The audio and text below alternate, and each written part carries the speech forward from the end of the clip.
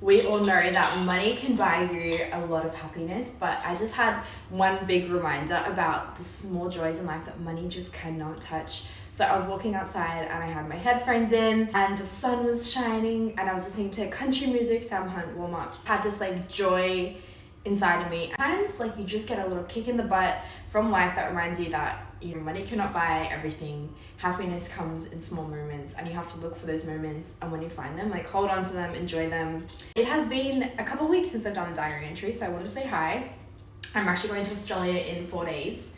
It is a 25-hour flight and I am dreading it, but it's gonna be fun. I'm so excited. My little brother's getting married. I'm gonna go see all my friends. Today's diary entry, I want to speak about, it's kind of twofold. It's about perfectionism and avoidance. It's two things that I've really realized lately, that they're things that have been holding me back, they're things I've been struggling with, and they're things that honestly, if you don't address them, they're going to drain you, they're going to drain your energy, your time, your bank account, just every little facet of your life. So these are things that I've really been head on addressing. I'm going to get ready while I chat with you. So at church on the weekend, they were talking about basically unforgiveness and not moving forward and how it holds you in place.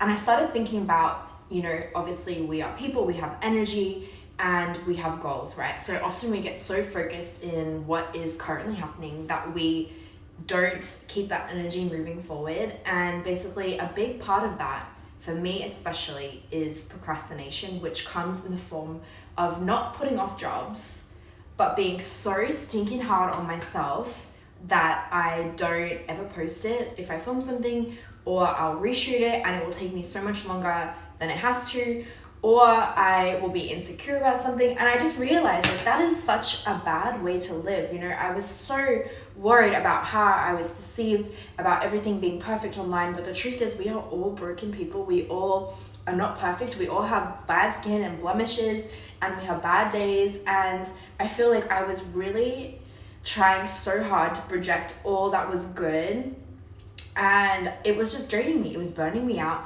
I was anxious. I was functioning in a fight or flight mode, and I don't want to function like that. So part of that comes with one, recognizing that there's a problem, which is for me the perfectionism, which is, I believe, a form of procrastination, because essentially you have a goal, which for me would be like, okay, I want to put out this piece of content. And then I wouldn't meet that goal because I would be unhappy with what I made, because I was a perfectionist and I would like rip myself apart or whatever it was. And part of it, the hard part for me, was to recognize that there was an issue, which was ego, right? Ego is what stops us from asking for forgiveness, from asking for help, from posting something because we don't think that we look good enough.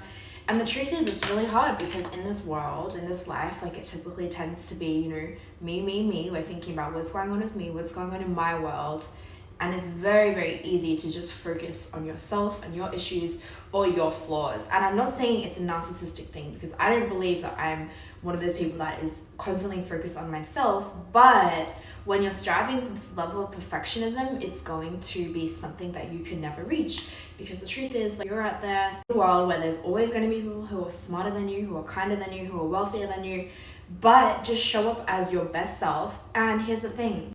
When you're authentically you, it's going to flow so much easier. It's going to be authentic. It's not going to drain you. The first step to actually moving past this is to acknowledge that there's a problem. Part of, I feel like, being a perfectionist is wanting to be someone who doesn't have a lot of conflict. I am definitely a chronic people pleaser, and this is something that I'm really having to learn now as I'm moving more into the business world and the entrepreneurial space rather than just content creation, is that it is not always going to be easy. You're going to have to put your foot down, your big girl pants on. You're going to have to make hard decisions, often very expensive, hard decisions. You cannot be worried about what they might say or what they might think, because it's business, it's not personal. This is a big lesson that I've had to learn. And for me, part of people pleasing has been that I didn't want to make ruffles. I didn't want to make waves. I would rather just have the peace.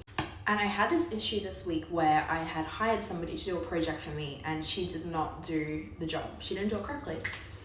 And basically it was a very expensive project and I found myself really frustrated. I talked to a lawyer.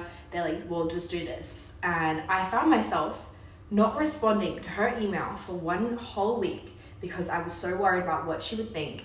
And again, that stems from part of my ego, right? I'm worried about how she's going to perceive me if I say something that she doesn't like. I'm worried about offending her, which really is only hurting me because I am so worried about how she's going to perceive me that I'm now putting my project back another week because I'm not responding to her. So again, it kind of goes back to that same element of perfectionism, and I don't know, I'm really just trying to be aware of it, and I wanted to speak about it because I know it's something that a lot of us struggle with. How stunning is this color? This is the Man Eater Tarte blush, and it just goes on so beautifully. Oof. Let me tell you guys how I'm moving past this, how I'm working through this. So there's a couple things. So the first one is, one, acknowledging that there's an issue. Acknowledging, okay, yes, I'm a perfectionist, I'm a people pleaser, and I get way too hung up on these things that stop me from actually moving forward towards my goals. Okay, that's the first thing. The second thing is to realize that we don't have to harbor all that, we don't have to hold all that, not designed to carry that weight, because we are not perfect humans. We are flawed people, and that is okay because we all are. It's not just Robbi who's flawed, it's not just you who's flawed, we all are. Realize that it just like takes a weight off your back. It's like you're putting down a backpack because you don't have to carry all of that. And for me, I've really started bringing all that to God and really being like, God, like help me step out in faith, help me know your will, help me give this to you. And let me tell you, the level of anxiety that has left my body, the level of peace that I have felt is it's unsurpassed. My next point is just keep showing up, just keep showing up, just keep getting up. Show up as your 100%. Your 100% doesn't have to be Sally's 100%, and that is okay. Keep showing up, and I swear to you, things will change. Watch what happens. Things will change and you will be in a totally different position. There is a quote that I love, and it says that overthinking will kill more dreams than failure ever could. Speaking of fails, this mascara is very empty right now. I definitely need a new one. I'm actually out of foundation. I'm out of concealer. I have 5 different concealers here and they're all like nearly empty. And I'm out of mascara right now. So I feel like today I need to go do a Sephora run. It's on the list. I'm just gonna use this dry shampoo. This is from MAC and I freaking love it. My short lash girlies, this is a game changer product. Anyway, that quote, hold on to it this week. When you're overthinking something, when you're in your head, when you're like, should I do this? Should I have this conversation?